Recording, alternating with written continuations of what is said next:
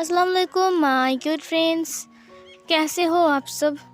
आप सबका मेरे चैनल पर स्वागत है। आई एम सॉरी कि कुछ दिन से मैं कोई भी पार्ट अपलोड नहीं कर पाई।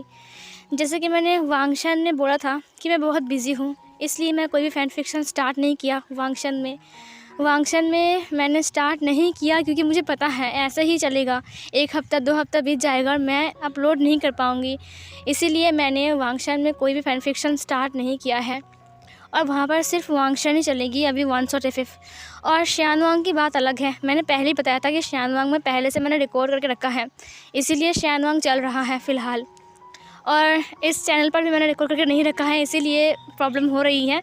कोई बात नहीं, चलिए स्टार्ट करते हैं इस पार्ट को।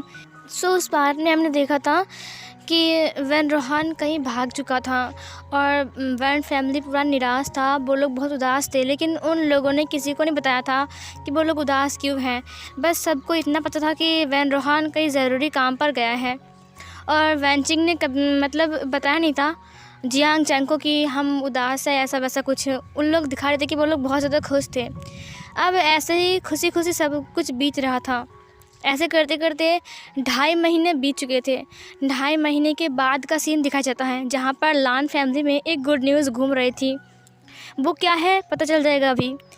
गुड न्यूज़ तो दौड़ रही थी, लेकिन सब लोग अभी ब्रेकफास्ट कर रहे थे और इधर जो हमारा मेंग्याओ था वो अपने खाने को बस देख रहा था, घूर रहा था और अपनी चॉपस्टिक को लेकर इधर उधर घुमा रहा था। मैडम लान ने पूछा, क्या बात है मेंग्याओ, तुम खाना क्यों नहीं खा रहे हो? तुम्हें कुछ हुआ है क्या? मेंग्याओ ने कहा, नहीं मॉम, कुछ नहीं हुआ है। अचानक ही मेंग्याओ को थोड़ा अजीब लगता है। फिर वो दौड़ के किचन में चला गया। बेसिन में जाकर उसने बहुत उल्टी किया। इतना वॉमिटिंग हो रही थी उसे देखकर। मैडम लान बहुत घबरा गई थी। वो तुरंत मेंग्याओ के पास आ गया। मेंग्याओ से पूछा कि क्या हुआ है। मेंग्याओ ने कहा, कुछ खास नहीं हुआ है, बस तबीयत थोड़ा सा ख़राब है, मैं ठीक हो जाऊँगा। क्या आप मुझे वो सूप बना कर देंगी जो आप वांग जी को पिलाती थी? मैडम लान ने कहा, हाँ, लेकिन मुझे लगता है कि डॉक्टर को बुलाना ज़रूरी है। तुम्हारी तबीयत ख़राब लग रही है कुछ। मेंग्याओ ने कहा, नहीं नहीं, डॉक्टर को बुलाने की कोई ज़रूरत नहीं है, मैं बिल्कुल ठीक हूँ। मैडम लान ने कहा, कुछ दिन से ऐसा ही हो रहा है, तुम बिल्कुल ठीक नहीं हो। उन दोनों की बात सिचैन सुन लेता है। सिचैन तुरंत डॉक्टर को कॉल लगाता है। उसने किसी को कुछ पूछा भी नहीं और किसी को बताया भी नहीं। उसने डॉक्टर को बोल दिया घर में आने के लिए। अब इधर मेंग्याओ जो कि था वो मैडम लान से बात कर रही थी और फिर मैडम लान उसे ध्यान से बाहर लाती हैं। मेंग्याओ ने कहा, मॉम मैं ठीक हूँ, अब उसे बस वो हर्ब्स वाला सूप बना कर दीजिए, मैं उसे पी लूँगा, मैं ठीक हूँ बिल्कुल। सब लोग मेंग्याओ के लिए वर्ried थे और सिचैन भी मेंग्याओ से बात कर रहा था, पूछ रहा था कि क्या हुआ है। लेकिन मेंग्याओ ने बस एक ही बात कहा। सॉरी गाइस, वो पंछियों का झुंड गुजर रहा था मेरे ऊपर से, आवाज़ आ रही थी तो बंद कर दिया। मेंग्याओ ने बस बोला कि हाँ, मुझे कुछ नहीं हुआ है, मैं बिल्कुल ठीक हूँ। थोड़ी देर बाद लान फैमिली पर डोर पर किसी ने नॉक किया। सर्वेंट जाकर डोर को ओपन करते हैं। वहाँ पर एक डॉक्टर थी, एक फ़ीमेल डॉक्टर। वो अंदर आ गई। उन्होंने कहा, क्या हुआ है, किसको क्या हुआ है? सिचैन ने कहा, हाँ हाँ, अंदर आ जाइए, अंदर आ जाइए। ये देख कर मेंग्याओ तो शॉक, डॉक्टर को किसने बुलाया? मैंने तो मना किया था बुलाने के लिए, अब डॉक्टर कहाँ से आ गया भाई? सिचैन ने कहा, मैंने बुलाया, मैंने। मेंग्याओ घूर कर देखने लगा उसे। फिर उसने कहा, तुम चुप रहो, अपना तो ख्याल नहीं रखते हो। हाँ, पता नहीं क्या क्या खाते रहते हो, अब देखना तबीयत ख़राब हो गई तुम्हारी, समझी? मेंग्याओ ने कहा, मैं ठीक हूँ ना। सिचैन ने कहा, नहीं तुम ठीक नहीं हो, चलो अभी बैठो यहाँ पर, आप प्लीज़ चेक कीजिए इसे। उन्होंने चेक किया बहुत टाइम तक। उसके बाद उन्होंने कहा, तुम्हारे हीट्स कब से आना बंद हो गए हैं? मेंग्याओ ने कहा, अभी इस महीने में नहीं आए थे और अगले महीने में आने के बाद से ही मुझे कुछ अजीब सा लग रहा था। ये सुनकर डॉक्टर ने कहा, हीट के दौरान अपने हस्बैंड के साथ थे? मेंग्याओ ने कहा, हाँ ऑफ कोर्स, मैं उनके साथ ही थी, है ना, हम दोनों साथ में ही थे। कितने दिन तक हीट था? मेंग्याओ ने कहा, तकरीबन 1 हफ्ते तक। फिर डॉक्टर ने कहा, अच्छा ठीक है, एक गुड न्यूज़ है सिचैन आपके लिए और लान फैमिली के लिए। सिचैन ने कहा, क्या हुआ है, इसे कुछ हुआ है क्या? कहीं कोई बड़ा रोग तो नहीं हो गया इसको? फिर मेंग्याओ ने कहा, शट अप, ऐसा कुछ नहीं हुआ है। डॉक्टर ने कहा, ये प्रेग्नेंट है, वो भी 1 मंथ के।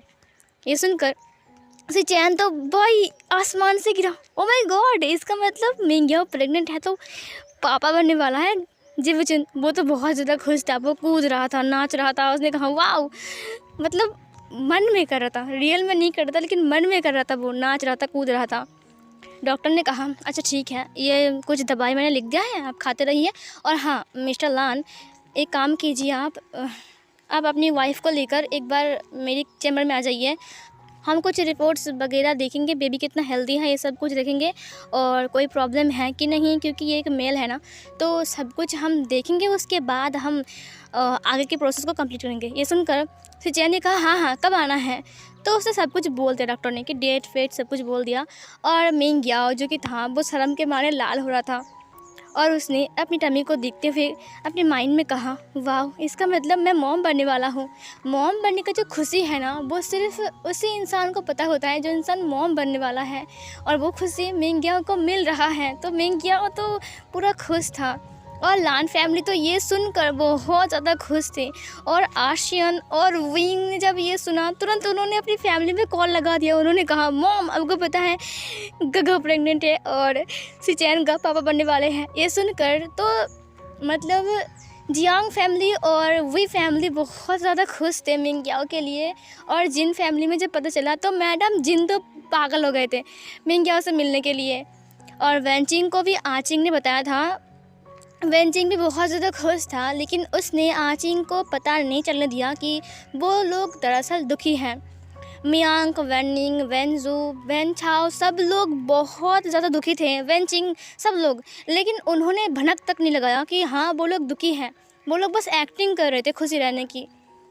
इधर वांग जी और लैन जैन को पता चला कि वैन रोहान कहीं पर गया है, तो उन्होंने कहा ये वैन रोहान आखिर कहाँ गया है, उसे क्या काम है, मैंने सुना है कि वो वैन फैमिली में नहीं है। और वो दोनों बातें कर रहे थे, तभी वहाँ पर हमारा आशियन आ गया। उसने कहा सुनो मुझे तुमसे बात करना है। वांग जी ने कहा क्या बात करनी है आशियन। आशियन ने कहा मेरे साथ चलो अभी रूम में। लानजान ने कहा जा, तेरी ओमेगा ने बुलाया, जा जा तुझे मीठा खिलाएगा। ये सुनकर वांग जी ने उसे घूर कर देखा। लानजान ने कहा देख तो छोटा है मुझसे, मुझे आँख मत दिखा, समझे। फिर वांग जी ने कहा हाँ 2 या 1 मिनट का। ये बोलकर वो उठ गया।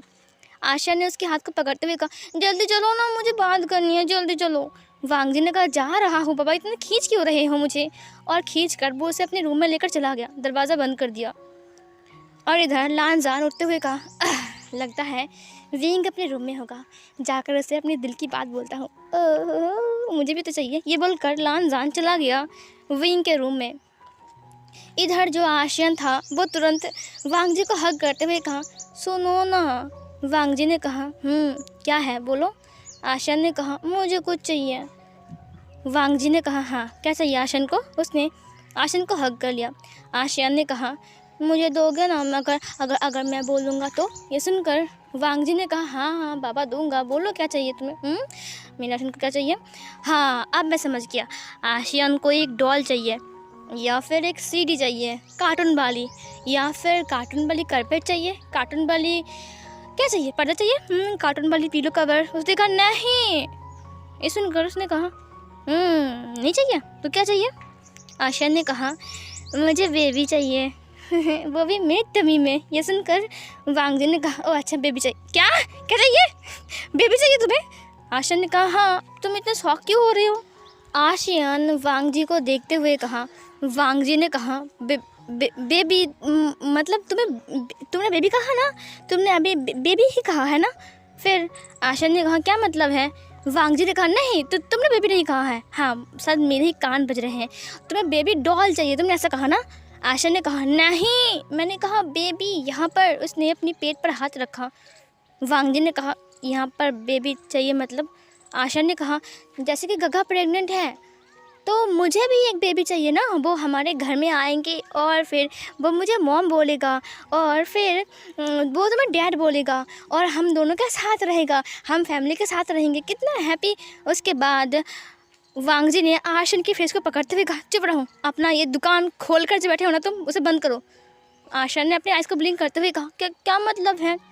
वांग जी ने कहा तुम्हें और बेबी मतलब मैं बेबी को बेबी दूँ। ये सुनकर आशियन ने कहा क्या मतलब है। वांग जी ने कहा I mean, तुम समझ रहे हो ना आशियन।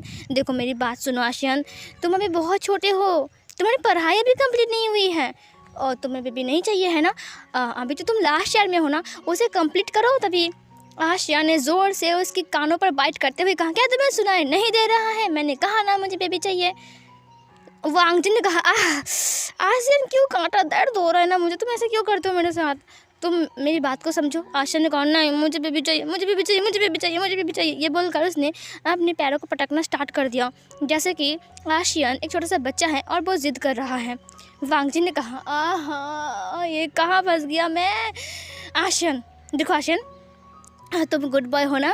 देखो आशियन मेरी बात सुनो, तुम जो बोल रहे हो ना वो नहीं हो सकता है, तुम छोटा से बच्चे हो, मतलब बच्चे की तरह हो। आशियन ने कहा, क्या तुमने मुझे छोटा सा बच्चे कहा? वांगजी ने कहा, नहीं मैंने ऐसा नहीं कहा है। आशियन ने वांगजी को मारना स्टार्ट कर दिया। उसने कहा, तुमने मुझे बेबी कहा है ना। देखो मेरी बात अंकल को सुन लो, मुझे बेबी चाहिए और अभी के अभी चाहिए। ये सुनकर वांगजी ने कहा, हरगिज़ नहीं। आशियन चुप हो गया। आशियन अपनी पपी आइज से वांगजी को घूरने लगा। वांगजी ने कहा, नहीं तुम्हें बेबी नहीं मिलेगी। आशियन ने कहा, मुझे बेबी चाहिए। वांगजी ने कहा, नहीं मैंने कहा ना, तुम छोटे हो, तुम छोटू पिद्दू हो, समझे अभी, और छोटे बच्चे को बच्चे नहीं देते हैं। देखो मेरी बात सुनो, तुम बड़े हो जाओ। विंग ने कहा, मेरी शादी हो गई है, मैं बड़ा हो गया हूँ, मुझे बेबी चाहिए।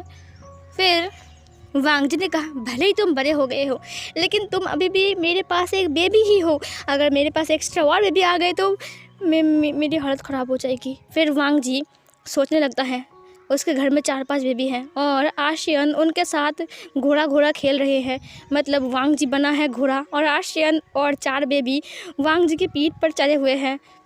वांगजी ने कहा, नहीं हो सकता ही है। आशियन ने कहा, क्या हुआ?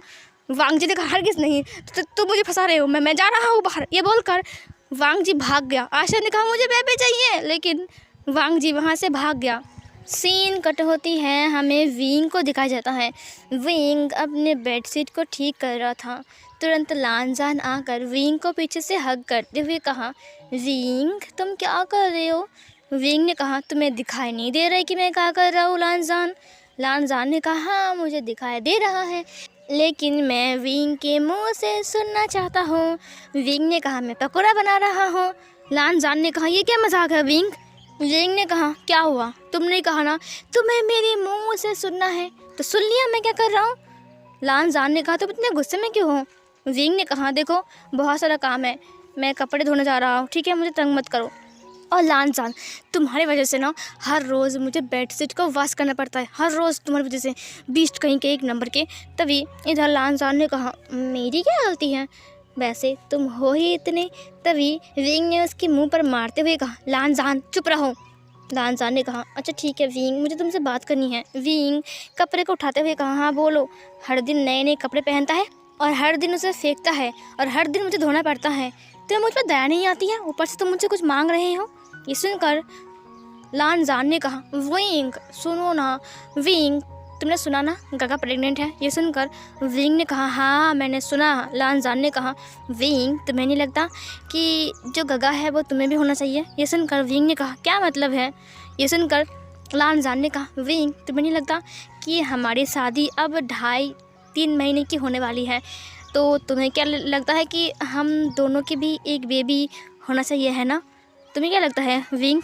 विंग लानजान को घूर कर देखा, उससे कहा, 1 मिनट रुको, क्या तुम अब ये मुझे बोलने आए हो कि हम दोनों बेबी लेने वाले हैं? ये सुनकर लानजान ने कहा, अरे वाह विंग, तुम कितने चालाक हो, तुम समझ गए विंग, तुम बहुत समझदार हो, बहुत ज़्यादा।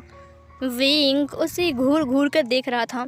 लानजान ने और कहा, विंग चलो हम लोग प्लानिंग बनाते हैं, हम कितने बेबी लेंगे? तुम्हें क्या लगता है, 4 या 5? विंग अभी तक उसे घूर रहा था। लानजान ने कहा, नहीं, जितना गगा बेबी लेगा डबल हम लेंगे।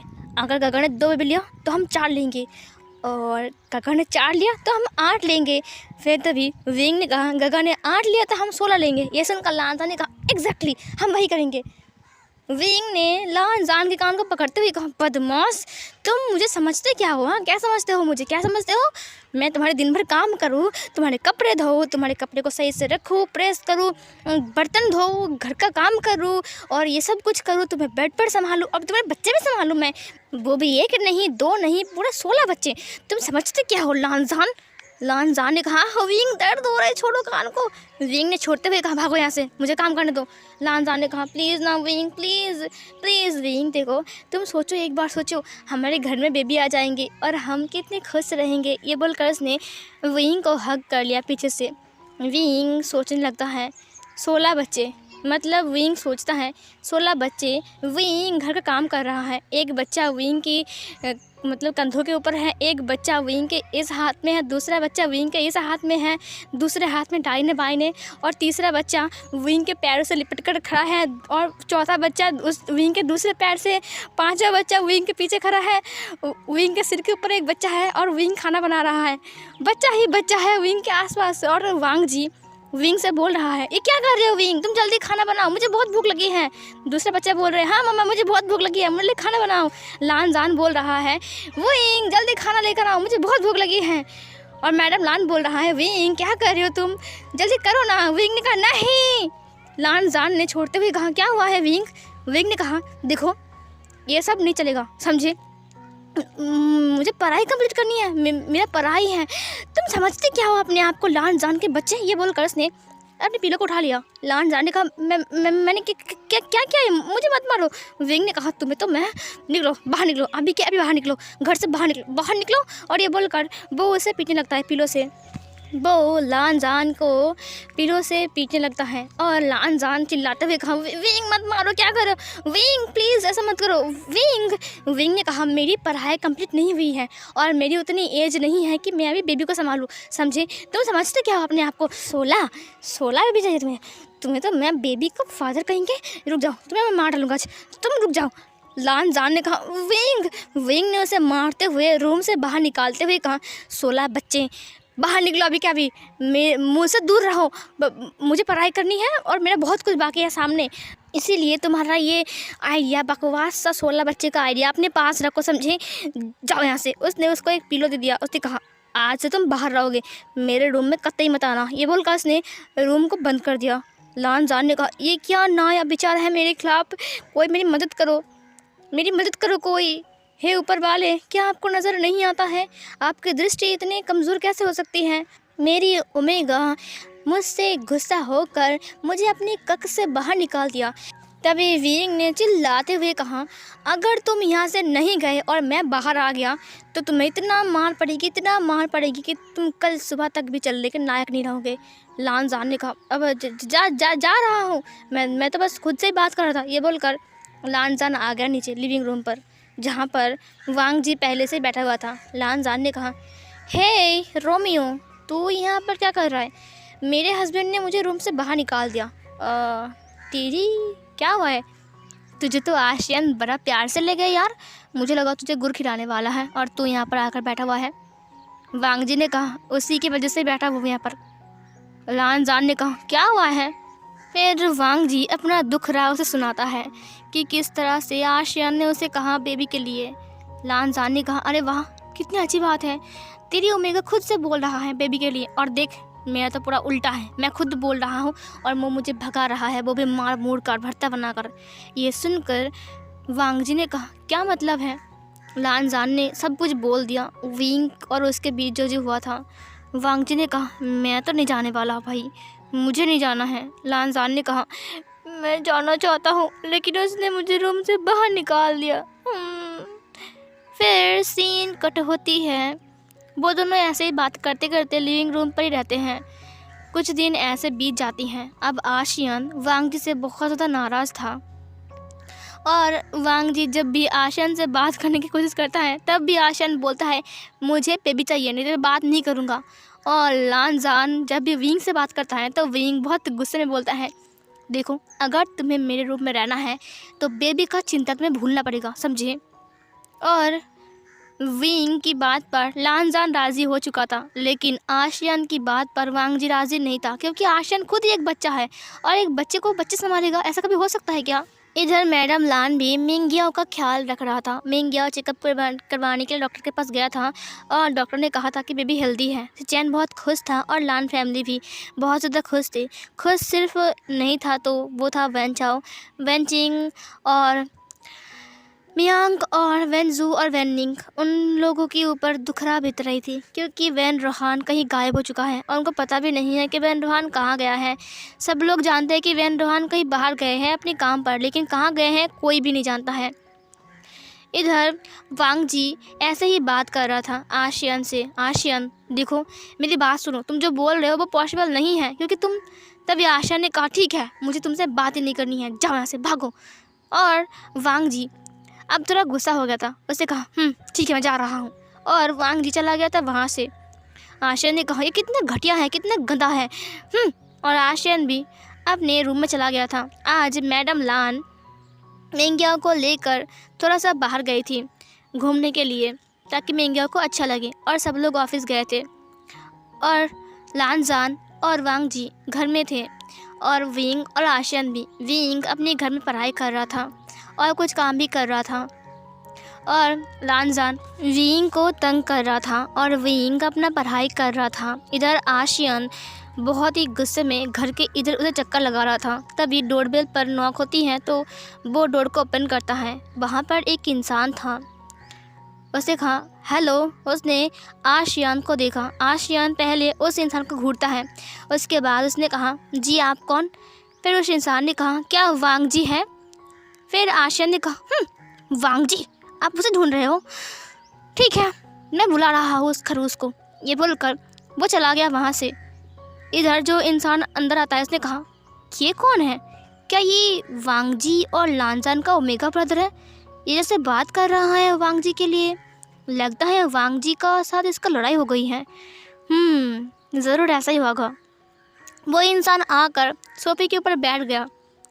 इधर आशा ने कहा खरूस लान वांग जी, बेवकूफ़ वांग जी, हांग वांग जुन, तुम्हारे लिए एक इंसान आया है, उसे बात करो। ये बोलकर आशियन बहुत गुस्से में अपने पैर को ठोकते हुए किचन के अंदर चला गया। ये देखकर वो इंसान शौक में था। ये कौन है भाई, ऐसे क्यों बात कर रहा है, क्या ये सच में वांग जी और लानजान का ओमेगा ब्रदर है। फिर वहाँ पर वांग जी आ गया। वांग जी ने कहा शू यांग ने कहा हाय हाय वांग जी, और वांग जी वहाँ पर आ गया। वांग जी ने कहा तू यहाँ पर क्या कर रहा है। शू यांग ने कहा मुझे तो उससे बात करनी थी इसीलिए आ गया। फिर वांग जी आकर उसके सामने बैठ गया। फिर इधर शू यांग ने कहा वांग जी तूने बताया नहीं कि तेरा इतना खूबसूरत सा एक ओमेगा ब्रदर भी है। ये सुनकर वांग जी ने कहा क्या मतलब मेरा ओमेगा ब्रदर है। तभी शू यांग ने कहा वो सब छोड़, हाँ मैंने ब्रेकअप कर लिया। ये सुनकर उसे कहा ब्रेकअप कर लिया। ये सुनकर वांग जी ने कहा नहीं ब्रेकअप नहीं किया, ज़रूर उसने ही ब्रेकअप किया होगा ना। मैं जानता हूँ तुझे अच्छे से। शू यांग ने कहा हाँ तो मेरा कितना अच्छा भाई है, तुझे बताया, उसने मुझे छोड़ दिया, मैं क्या करूँ बोल, उसने मुझे छोड़ दिया। ये बोलकर वो अपना दुखड़ा सुनाने लगता है। उसका जो बॉयफ्रेंड है उसका नाम है शाओ सिंह चैंग और उसने उसके साथ ब्रेकअप कर लिया है।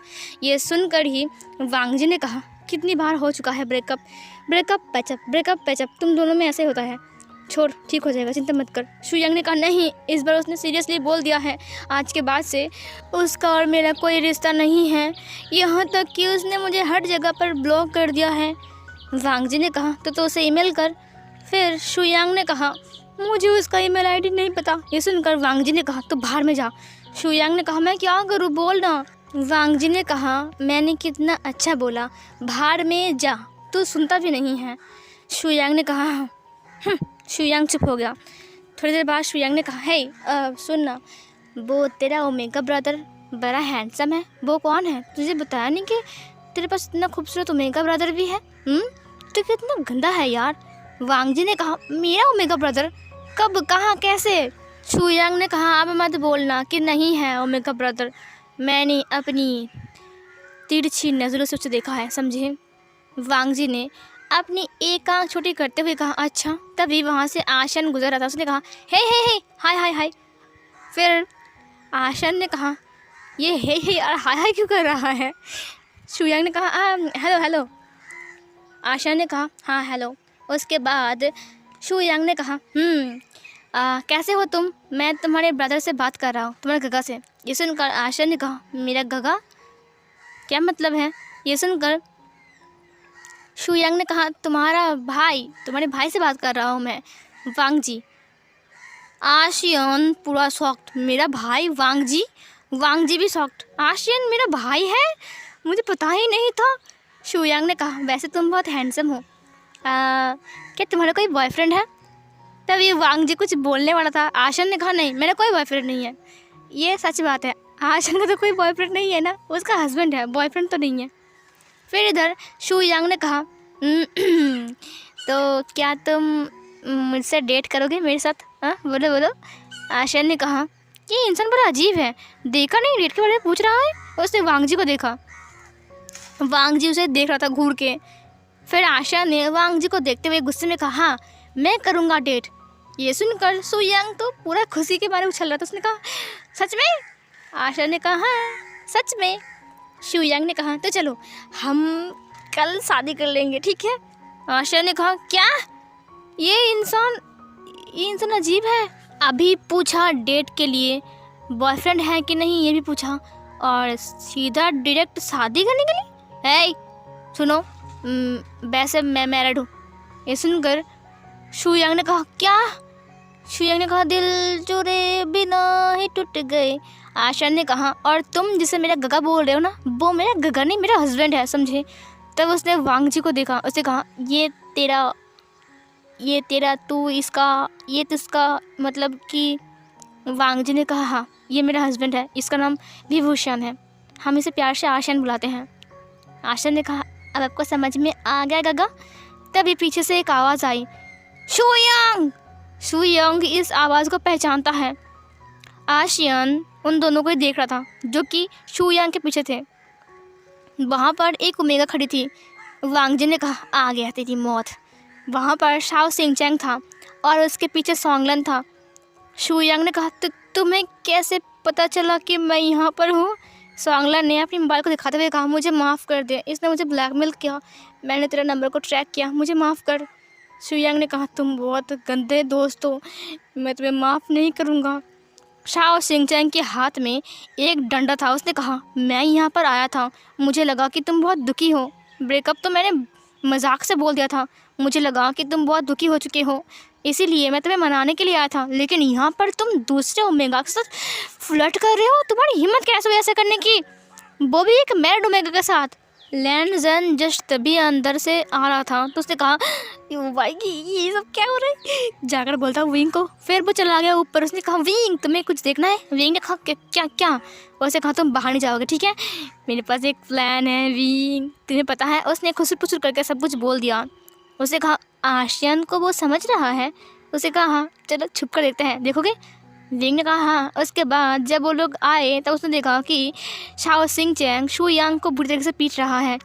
उसने कहा बदमाश फ्लर्ट कर रहा है, लड़की देखी नहीं फ्लर्ट करना स्टार्ट कर दिया, अब यहाँ पर ओमेगा देखी नहीं फ्लर्ट करना स्टार्ट कर दिया, तुम्हें शर्म नहीं आती है, वो भी मैरिड ओमेगा के साथ? हाँ तुम्हें तो मैं मार डालूंगा आज। शू यांग सोंगलन ने कहा हाँ 122 डंडा 123 डंडा, हाँ मारो मारो और मारो और मारो।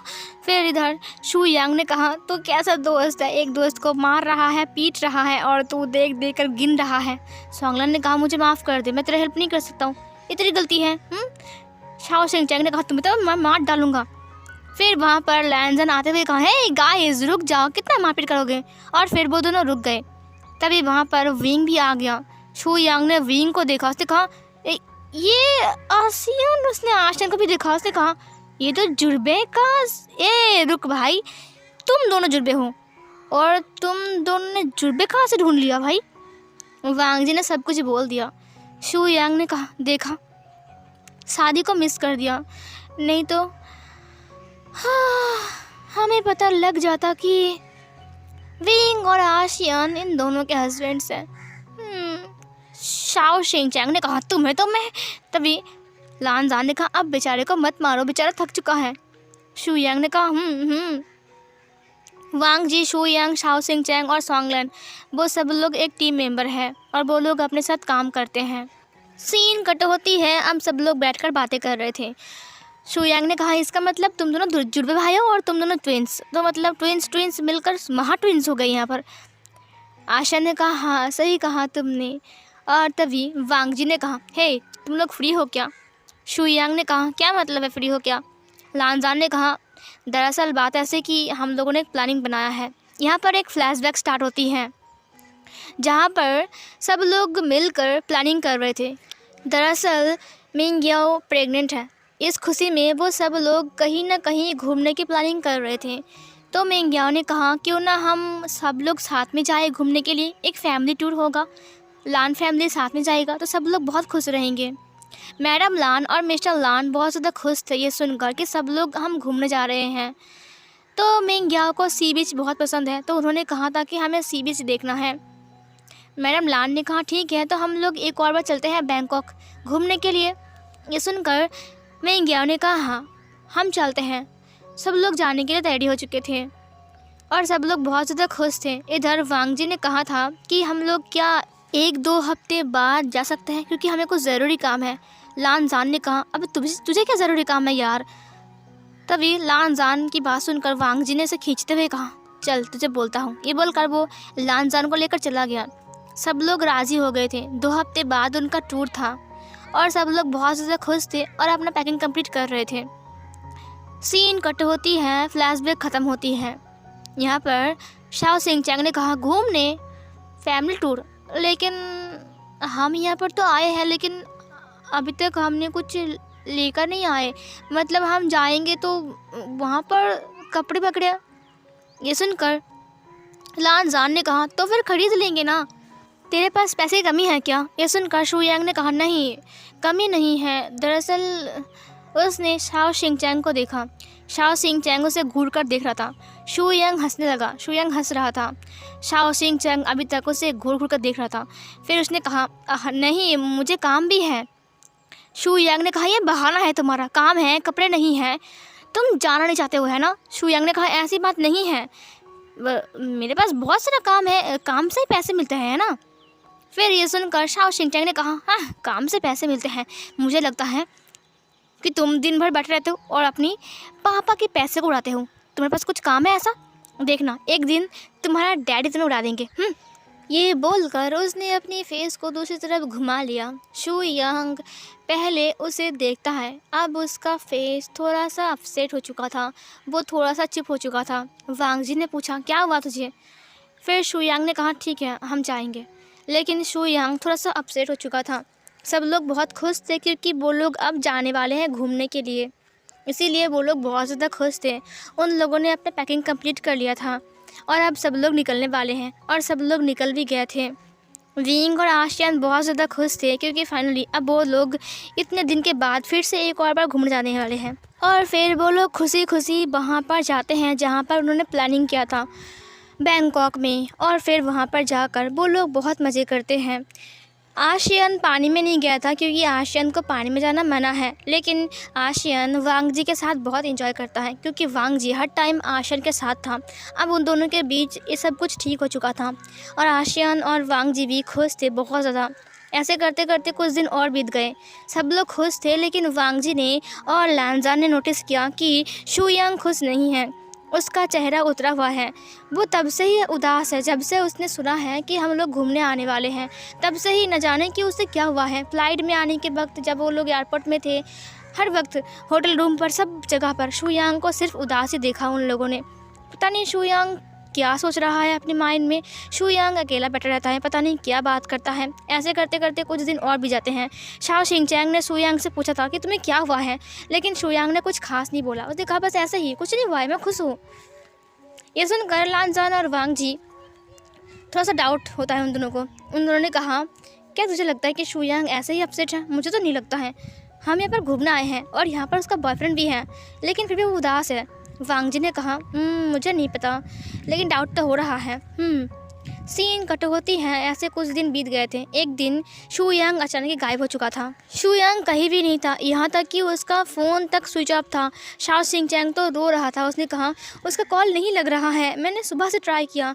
लान जान और वांग जी हर जगह पर उसे ढूंढ रहे थे, सी बीच पर हर जगह पर ढूंढ रहे थे। अचानक वो गायब कहाँ से हो गया, कहाँ चला गया वो? इतना देर तक उसका फ़ोन बंद है। फिर वो लोग थक चुके थे, ढूंढते ढूंढते वो लोग बैठ चुके थे। अब वो लोग आराम कर रहे थे सी बीच के बाहर। तभी अचानक ही वहाँ पर शू यांग आता है, जिसके फेस पर एक बड़ी सी स्माइल था। और लान जान देखकर कहा, ये कहाँ गया था? तू कहाँ गया था शू यांग? शू यांग ने कहा, दरअसल मैं थोड़ा वहाँ पर गया था, लड़की वहाँ पर है ना, वहाँ पर थोड़ा सा फ्लर्ट कर रहा था।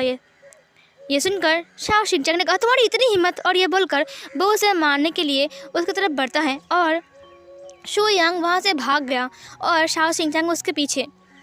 लान जान ने कहा, तुम्हें क्या लगता है? फिर वांग जी ने अपने माइंड में कहा, उसकी स्माइल रियल नहीं लगी और ये झूठ क्यों बोल रहा है? इतना झूठ? मैं तो वहाँ पर देख कर आया था, तब तो वहाँ पर वो नहीं था। झूठ क्यों बोला शू यांग ने? वांग जी ने ये सब कुछ अपने माइंड में कहा, लेकिन उसने कुछ नहीं कहा। कुछ दिन ऐसे बीत जाते हैं। जिस दिन वो लोग घर आने वाले थे, उस दिन लान जान और विंग अचानक ही कहीं पर गायब हो चुके थे। वांग जी उन्हें ढूंढ रहा था, लेकिन वो कहीं नहीं मिला। मैडम लान तो रो रही थी। वांग जी ने कहा, मॉम आप सब घर चले जाइए, मैं लान जान और विंग को ढूंढ कर लाऊंगा। आशियन तुम मेरे पास रुक जाओ, ठीक है? आशियन ने अपने सिर को हाँ में हिलाया। उसके बाद वो अपनी फैमिली को वहाँ से विदा करता है। वो लोग चले गए थे। उसके बाद वांग जी होटल रूम पर आता है। सबसे फर्स्ट वो लान जान और विंग की होटल रूम पर जाता है। वो पहले आशन को अपने रूम में बिठाता है। उसने कहा, तुम यहाँ पर आराम करो, मैं ढूंढता हूँ, ठीक है? जैसे ही वांग जी उस रूम के सामने गया तो उसने देखा कि रूम अंदर से लॉक्ड है। तो वो जाकर मास्टर की लेकर आता है और रूम को ओपन करता है। लेकिन जब वो रूम के अंदर गया तब वो हैरान था, रूम की हालत बहुत ख़राब थी। तुरंत वो बाहर आ गया और आशियन से बात करने के लिए रूम में आया, लेकिन वहाँ पर आशियन नहीं था। वांग जी बहुत घबरा गया, वो डर गया। असल में आशियन कहाँ चला गया और लान जान और विंग ही कहाँ है? और तभी वांग जी बाहर आता है। वो उस होटल से बाहर आता है। जैसे ही वो वहाँ से बाहर आता है और अपनी गाड़ी के पास आता है, अचानक ही किसी ने उसके सिर के ऊपर ज़ोर से मारा, किसी भारी चीज़ से, और तुरंत वांग जी की आंखें बंद हो गया और वो धड़ाम करके नीचे गिर गया। उसके बाद वांग जी को कुछ याद नहीं था। धीरे धीरे करके वांग जी की आँख खुलती हैं। जब वांग जी की आँख खुली तब उसने अपने चारों ओर देखा। वो किसी चीज़ के साथ बंधा हुआ था और उसके नीचे बहुत सारे कांच गिरे हुए थे और वांग जी की फॉरहेड से ब्लड निकल रहा था और दो इंसान उसे देखकर हंस रहे थे। वांग जी के सिर पर बहुत दर्द हो रहा था। उसने आसपास देखा, अंधेरा था लेकिन थोड़ा सा डिम लाइट जल रहा था। वो दोनों इंसान ने कहा, अरे वाह, तुम्हें होश आ गया? तुम्हें होश आ गया लान वांग जी? लान वांग जी ने कहा, कौन हो तुम लोग? तुम्हें क्या चाहिए? तुमने मुझे क्यों बांधा है? मुझे खोल दो, समझे? उन लोगों ने हंसते हुए कहा, खोल देंगे, इतना उछल कूद क्यों कर रहे हो? वांग जी ने कहा, मैंने कहा मुझे खोल दो। और मेरा भाई कहाँ है? मेरा भाई लैंसन कहाँ है लैंसन? तभी एक आवाज़ आई, चुप रहो, अगर तुम हमारी बात मान लिया तो हम उसे छोड़ देंगे और उसके हस्बैंड को भी और तुम्हें भी। ये सुनकर वांग जी दंग रह गया, क्योंकि ये आवाज़ वो पहचानता है। जब वो इंसान उसके सामने आया तब वो शौक था। वो इंसान बल्कि और कोई नहीं, खुद विंग था।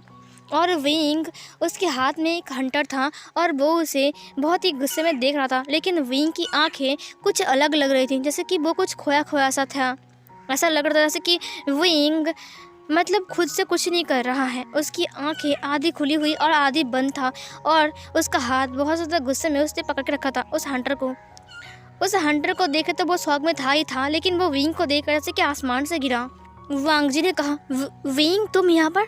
लानजान कहाँ है लानजान? ये सुनकर विंग ने कहा, हाँ बताएंगे लानजान कहाँ है, लेकिन उससे पहले वो फाइल कहाँ है मुझे बताओ, मुझे वो फाइल चाहिए। ये सुनकर वांग जी ने कहा, कौन सी फाइल? मुझे किसी फाइल के बारे में नहीं पता। फिर विंग ने हंसते हुए कहा, नहीं पता तुम्हारी फाइल के बारे में जिसे तुम इतने दिनों से तैयार करके रखे हो? वो फाइल मेरे हवाले कर दो, वो तुम्हारे पास ही है। वांग जी ने कहा, मेरे पास कोई फ़ाइल नहीं है विंग, विंग ने कहा, है तुम्हारे पास फाइल? ये बोलकर उसने उसके ऊपर उस हंटर से वार किया, लेकिन वांग जी ने कहा, नहीं है नहीं है नहीं है। और विंग ने लगातार उसके ऊपर हंटर से वार किया, लेकिन वांग जी ने उसे कुछ नहीं बोला, सिर्फ नहीं के अलावा। फिर विंग उसके पास आ गया। विंग ने कहा, और वो पेन ड्राइव कहाँ है? विंग को देखकर वांग जी नीचे गिरने का नाटक करता है और नीचे से एक कांच को उठा लिया और अपने हाथ की जो रस्सी था वो उसे कांच से काटते हुए कहा, नहीं पता, मैंने कहा ना मुझे नहीं पता। विंग ने उसे सीधा करते हुए कहा, तुम ऐसे नहीं बताओगे है ना लान वांग जी?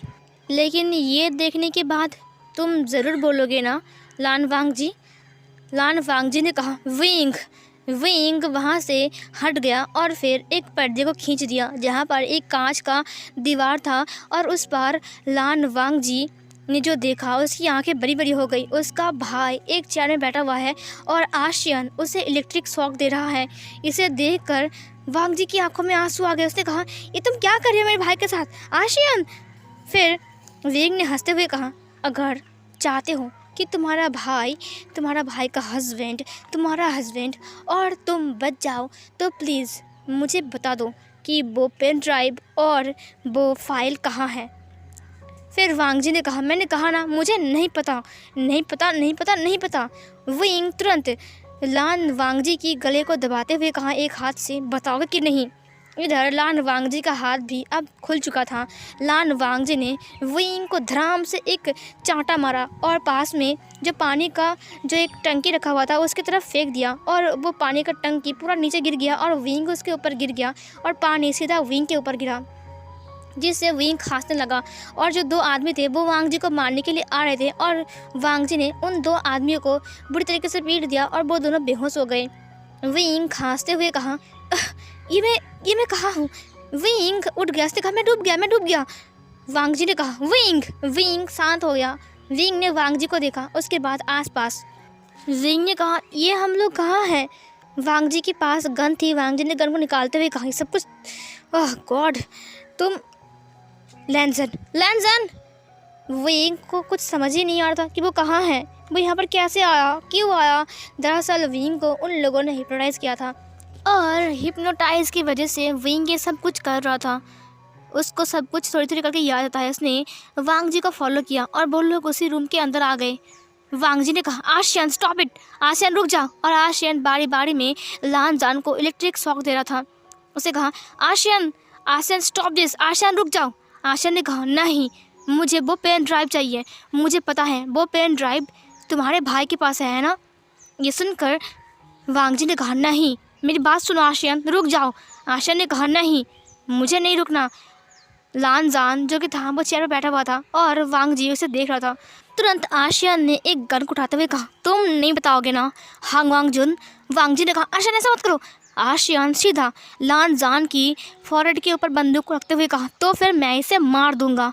मुझे पता है तुमने कहा था इसके पास पेन ड्राइव है और तुमने इसे मांगा था। मुझे लगता है वो पेन ड्राइव इसके पास नहीं है क्योंकि मुझे इसके पास से नहीं मिला, वो तुम्हारे पास ही है। हांग वांग जुन, मुझे वो पेन ड्राइव दे दो, नहीं तो तुम्हारे भाई को मैं मार डालूंगा। वांग जी ने कहा, आशियन होश में आओ आशियन। आशियन ने कहा, आगे मत बढ़ना नहीं तो मैं गोली चला दूंगा। जब विंग उस रूम में आया तो वो दंग रह गया। उसने कहा, आशियन ऐसा मत करो, लैंसर को कुछ मत करो। आशियन तुम क्या कर रहे हो आशियन, प्लीज़। वांग जी ने कहा, रुको, वो अपने होश में नहीं है इस वक्त, वो उनके कंट्रोल में है। फिर आशियन ने कहा, मुझे वो पेन ड्राइव दे दो। वांग जी ने कहा, देखो आशियन मेरी बात सुनो। आशियन ने कहा, मुझे पता है वो पेन ड्राइव तुम्हारे पास ही है। वांग जी ने कहा, आशियन। वांग जी ने अपनी गन को बाहर निकाला और आशियन के हाथ में फायर कर दिया और आशियन के हाथ से वो गन गिर गया और आशियन के हाथ से थोड़ा सा खून आने लगा। आशियन ने खून को देखते हुए कहा, हाँ बचाओ, वो आदमी मुझे पकड़ लेंगे, मुझे छोड़ दो। और तभी वांग जी उसके पास आ गया और उसे हग करते हुए कहा, मैं यहाँ पर हूँ। आशियन ने कहा, वांग जी वो लोग मुझे पकड़ लेंगे, वो लोग। तभी वांग जी ने कहा, हाँ ठीक है, मैं हूँ ना, यहाँ पर कुछ नहीं होगा, मैं हूँ ना। और विंग तुरंत लानजान के पास आ गया। उसने कहा, लानजान उठो, अपने आंखें खोलो। और फाइनली लानजान को होश आया